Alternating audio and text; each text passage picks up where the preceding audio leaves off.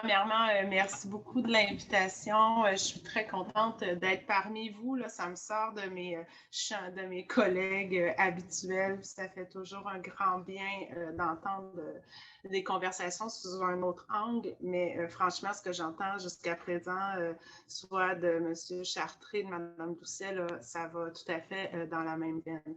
Donc, aujourd'hui, je vais vous présenter vraiment sur les dimensions socio-émotionnelles et ça vient d'une recherche qu'on mène présentement. Puis j'ai été aidée là, pour la préparation de ma courte présentation là, par Alex Labonté, qui va faire sa maîtrise avec nous sur le sujet, puis ma collègue Catherine Pascuso.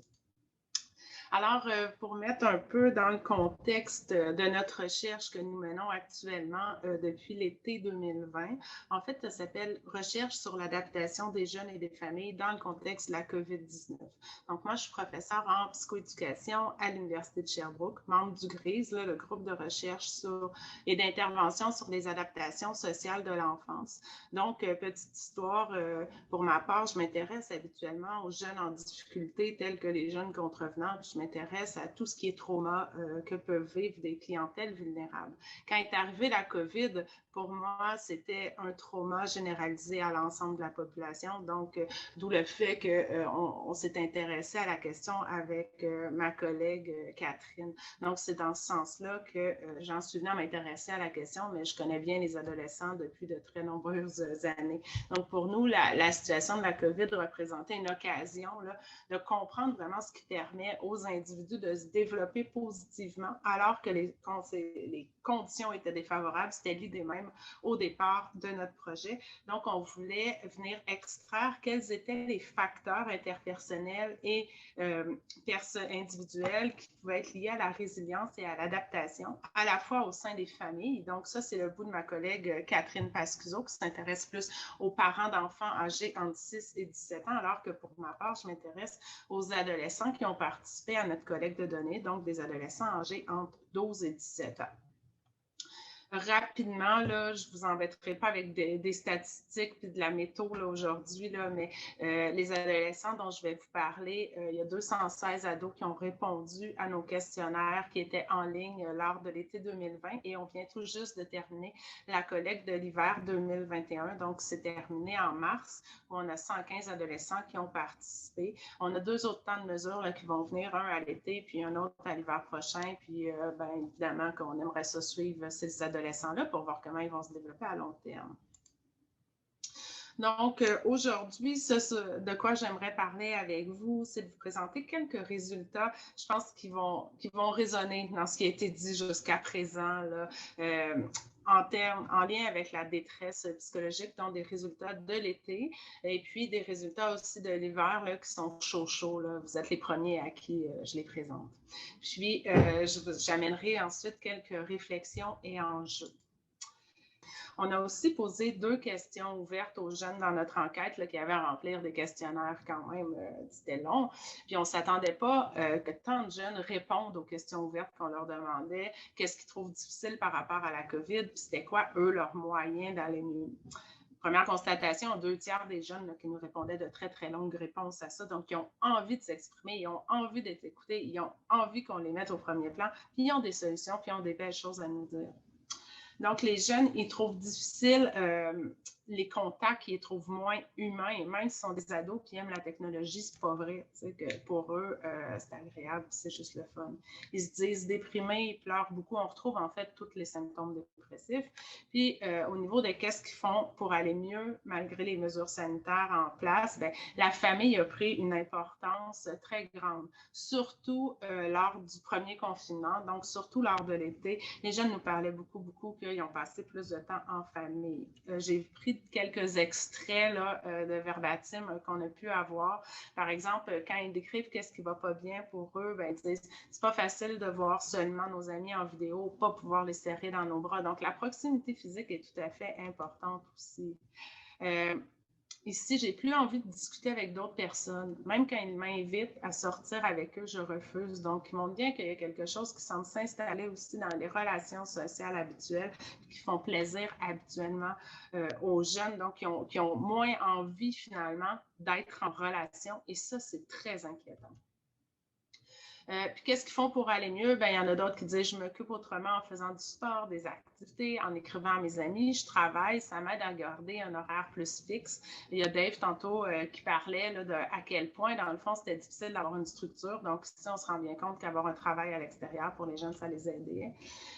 Puis un verbatim de l'hiver d'un jeune homme qui dit « J'essaie d'en tirer des opportunités de la pandémie, comme continuer mon cégep à distance ou avoir du temps pour me développer, apprendre des nouvelles choses, comme une langue, lire, entreprendre, créer des entreprises, etc. » Donc, on voit qu'il cherche à avoir quelque chose à quoi se raccrocher dans tout ça. Mais vraiment, c'était très marqué, les symptômes dépressifs aussi.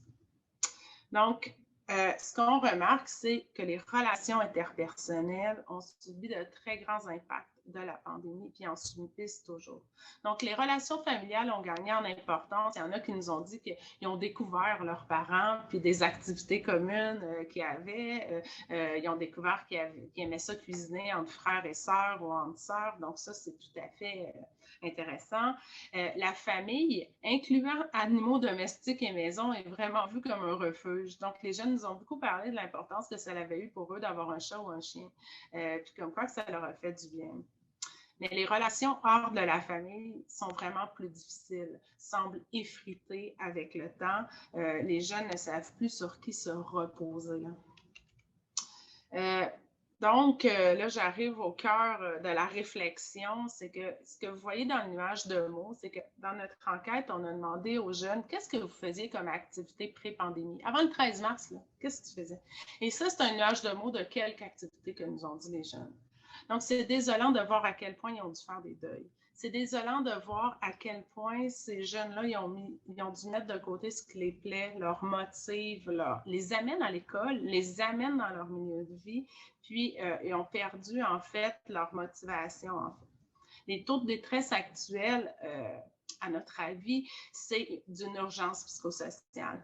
La prochaine vague, c'est une urgence psychosociale, c'est une vague d'urgence psychosociale qui arrive et qui nous fait croire, avec ma collègue Catherine Pascuso, qu'il faut que les services maintenant soient donnés de façon universelle et pas juste en dépistage, mais vraiment, je vous dis, 77% là, qui présentent un taux de détresse élevé. Dans des écoles sensibles au trauma, on intervient avec tout le monde comme s'il avait vécu un trauma. On est tout à fait dans cette optique.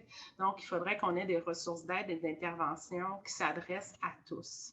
Donc maintenant, je crois qu'il faut favoriser la reprise du développement psychosocial des jeunes. Les jeunes, c'est leur tâche développementale numéro 1. C'est à partir du contact avec les personnes qu'on se développe. C'est à partir du contact avec des personnes hors du cadre familial qu'on arrive à devenir puis à voir qui on est en réalité et ensuite se développer, avoir des buts dans la vie aussi. Donc, cultiver la résilience et le rétablissement, c'est ça, trouver un sens pour les jeunes qui pour eux, probablement que la pandémie va être un point tournant, mais il faut qu'ils puissent s'appuyer sur quelque chose pour être résilients. Il faut que la société soit forte, il faut que les personnes alentour d'eux soient très fortes.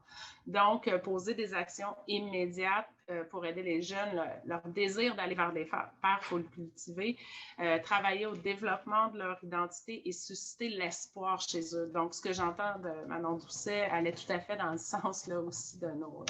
Puis, si vous êtes intéressé, je fais juste une petite publicité. Demain, on fait un colloque toute la journée sur les premiers résultats en lien avec la COVID. Donc, colloque 550 demain, si vous voulez venir. On a une page Instagram, Facebook. Merci beaucoup.